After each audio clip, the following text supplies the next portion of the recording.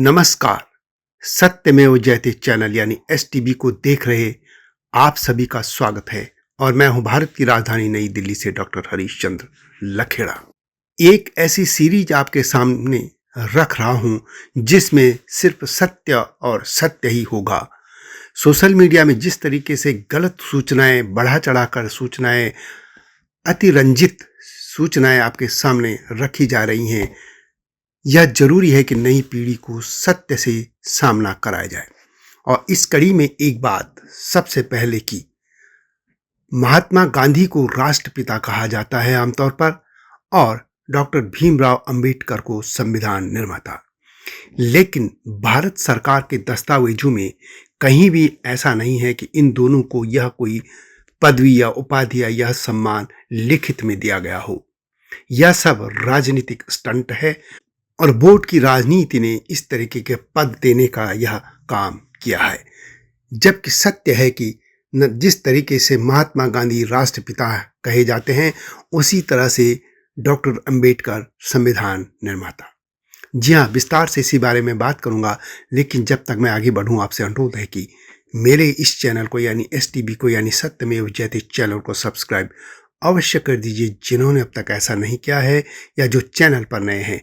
और मेरे चैनल हिमालय लोग को भी देखिएगा, ये आपसे विनम्र अनुरोध है। पहले बात करते हैं मोहनदास करमचंद गांधी की, जिन्हें की राष्ट्रपिता कहा जाता है। लेकिन आपको यह जानकर आश्चर्य होगा कि आरटीआई में यह खुलासा हुआ है कि भारत सरकार ने कभी भी गांधी जी को इस तरीके का कोई सम्मान नहीं दिया, या इस तरह की सूचना सरकार के पास नहीं है। कुछ साल पहले लखनऊ की एक छात्रा ऐश्वर्या पाराशर ने आरटीआई से, गृह मंत्रालय से यह जानकारी मांगी थी। उन्हें प्रधानमंत्री कार्यालय से भी इसी तरह की सूचना मांगी थी। इस आरटीआई में केंद्र सरकार से सूचना मांगी गई थी कि महात्मा गांधी कब और कैसे राष्ट्रपिता बने, लेकिन इसकी जानकारी आरटीआई में सरकार ने कहा कि सरकार के पास ऐसी कोई सूचना व जानकारी नहीं है। इसी तरह डॉक्टर भीमराव अंबेडकर को संविधान निर्माता कहा जाता है, जबकि आरटीआई से खुलासा हुआ है कि भारत सरकार के पास इस तरह की कोई जानकारी नहीं है कि डॉक्टर भीमराव अंबेडकर को संविधान निर्माता की पदवी कब दी गई थी और किसने दी थी। छत्तीसगढ़ रायपुर के आरटीआई कार्यकर्ता कुणाल शुक्ला ने कुछ साल पहले गृह मंत्रालय से जानकारी मांगी थी। गृह मंत्रालय ने उनको एक महीने बाद यानी मार्च में जवाब भेजा, और इसमें गृह मंत्रालय ने साफ कर दिया कि उनके विभाग के पास किसी डिवीजन या विंग से ऐसी कोई जानकारी उनके पास नहीं है। लेकिन यदि आप गूगल में लिखेंगे संविधान निर्माता, तो लाखों की संख्या में ऐसी सूचनाएं मिलती हैं जिसमें डॉक्टर अंबेडकर को संविधान निर्माता कहा गया है। जबकि सच यह है कि डॉक्टर अंबेडकर सिर्फ ड्राफ्टिंग कमेटी के अध्यक्ष थे। संविधान सभा के अध्यक्ष तो डॉक्टर राजेंद्र प्रसाद थे।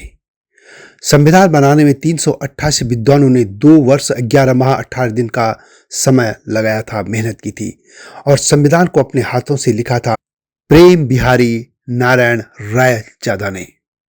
भारत विभाजन और पाकिस्तान के बन जाने के बाद भारतीय संविधान सभा में कुल 299 सदस्य रह गए थे, जिनमें 15 से अधिक महिलाएं भी थी।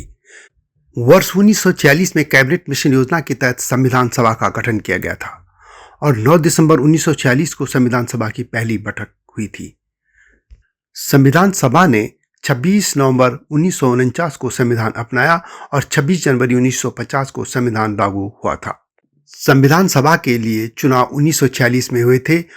कुल 389 सदस्य चुने गए थे, लेकिन जब भारत का विभाजन हो गया तो भारत की संविधान सभा के लिए 299 ही रह गए थे। इनमें 15 महिलाएं, अनुसूचित जाति के 26 और अनुसूचित जनजाति के 33 सदस्य थे। हालांकि बंटवारे के बाद 3 महिलाएं पाकिस्तान चली गई और भारत की संविधान सभा में 12 महिलाएं रह गई थी। संविधान सभा ने संविधान निर्माण के कार्य को तेजी से पूरा करने के लिए 22 समितियों का गठन किया था, जिनमें 8 प्रमुख समितियां थी, जिसमें मसौदा समिति यानी जो ड्राफ्टिंग कमेटी थी उसके अध्यक्ष थे डॉक्टर भीमराव अंबेडकर। केंद्रीय ऊर्जा समिति के अध्यक्ष थे जवाहरलाल नेहरू केंद्रीय घटना समिति के अध्यक्ष थे जवाहरलाल नेहरू, प्रांतीय घटना समिति के थे वल्लभ भाई पटेल, और इस तरह से बहुत सी समितियां थी। जगजीवन राम भी इस सभा के सदस्य थे।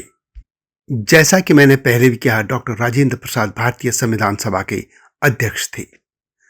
11 दिसंबर 1946 को उन्हें स्थायी अध्यक्ष चुना गया था और संविधान सभा की पहली बैठक 9 दिसंबर 1946 को हुई थी और इसकी अध्यक्षता सच्चिदानंद सिन्हा ने की थी। संविधान सभा ने 26 नवंबर 1949 को अपना काम पूरा किया था और यह, जैसा मैंने पहले भी कहा, 26 जनवरी 1950 को लागू हुआ। संविधान की मूल प्रतियां हिंदी और अंग्रेजी में लिखी गई थी। संविधान की हिंदी कॉपी को कैलीग्राफर वसंत कृष्ण वैद्य ने हाथ से लिखा था और संविधान के पन्नों को शांति निकेतन के कलाकारों ने सजाया था और संविधान की मूल कॉपी को प्रेम बिहारी रायजादा ने लिखा था। रायजादा ने पूरे संविधान को निःशुल्क 6 माह में लिखा। उन्होंने हर पन्ने पर अपना नाम लिखा एवं सनातन धर्म, संस्कृति, भगवान राम के एवं देवी देवताओं और भारत के विख्यात धर्म चिन्ह अंकित किए थे और अंतिम पन्ने पर अपने गुरु और दादा मास्टर राम प्रसाद सक्सेना का नाम लिखा था। उन्होंने हिंदी सुलेख के लिए बर्मिंघम से, अंग्रेजी सुलेख और हिंदू डिप पेन निप के लिए नंबर 303 पेन का उपयोग किया था। प्रेम बिहारी रायजादा का जन्म 17 दिसंबर 1901 को हुआ था और उनका निधन 1966 में हुआ था। देश के पहले प्रधानमंत्री जवाहरलाल नेहरू ने प्रेम बिहारी से संविधान लिखने का अनुरोध किया था। संविधान सभा के लिए वैसे तो 22 समितियां थी, लेकिन मुख्य तौर पर 13 समितियां थी और उनमें से केवल एक समिति के 7वें सदस्य थे डॉक्टर भीमराव अंबेडकर। और डॉक्टर अंबेडकर को संविधान निर्माता बोलने का प्रचलन 90 के दशक में सामने आया, क्योंकि तब भारत में मंडल कमंडल की राजनीति चल रही थी और इसके बाद वोट बैंक की राजनीति ने डॉक्टर अंबेडकर को संविधान निर्माता के तौर पर पेश कर दिया। यह बातें राजनीतिक नेता तो बोल सकते हैं, उनकी मजबूरी हो सकती है वोट बैंक की, लेकिन देश के सामान्य नागरिक का इससे क्या लेना देना है। सत्य यही है कि डॉक्टर अंबेडकर सिर्फ एक कमेटी के अध्यक्ष थे, न कि संविधान निर्माता।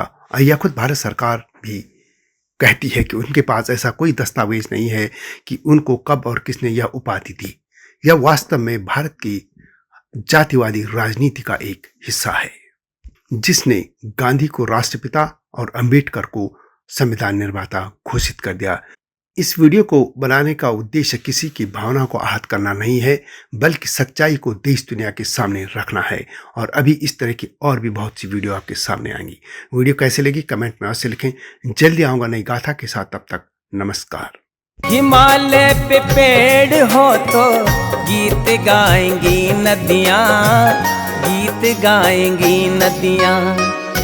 पेड़ों पे चिड़िया है तो गीत गाएंगी नदियाँ, पेड़ों पे चिड़िया है तो गीत गाएंगी नदियाँ। माँ की लोरी जैसे होते हैं नदियों के गीत।